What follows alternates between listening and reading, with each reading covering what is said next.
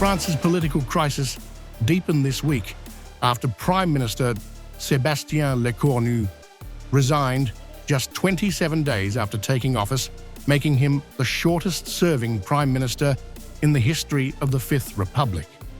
President Emmanuel Macron now faces mounting pressure amid parliamentary gridlock, opposition protests, and criticism from both domestic and foreign observers. In an interview with France Télévisions, Lecornu said, "What I can tell you is that I feel that it's still possible to find a path. It is difficult, and I told the President of the Republic that the prospects of a dissolution were fading away. And I think that the situation allows the President to name a Prime Minister in the next 48 hours.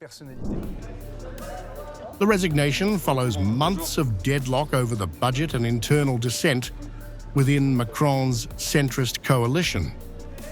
Lecornu's departure comes after Macron briefly gave him a last-ditch opportunity to negotiate with parties in the National Assembly, highlighting the president's weakening authority. Opposition voices have been swift to criticize the president. Marine Le Pen, speaking at the Livestock Summit in Cournon d'Auvergne, said, "What can I tell you? It is the end of the joke. Sébastien Lecornu has resigned, and he has been reappointed. He was supposedly censured, and the President of the Republic would be exercising an act of authority. I don't think it's all serious." Foreign media have also portrayed Macron as a lame duck, signaling his diminishing influence at home and abroad. Le Monde reports that commentators note his presidency appears increasingly isolated, with public confidence waning amid widespread protests and repeated cabinet failures.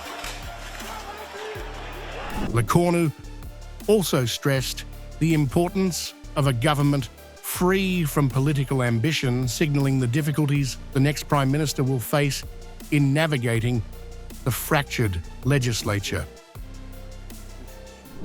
I certainly made several mistakes, but if I have one regret about the composition of the government, it is that I now have the firm belief that the team that will have to take on responsibilities in the future, regardless of who they are or the choice of the President of the Republic, must be a team completely disconnected from all presidential ambitions for 2027.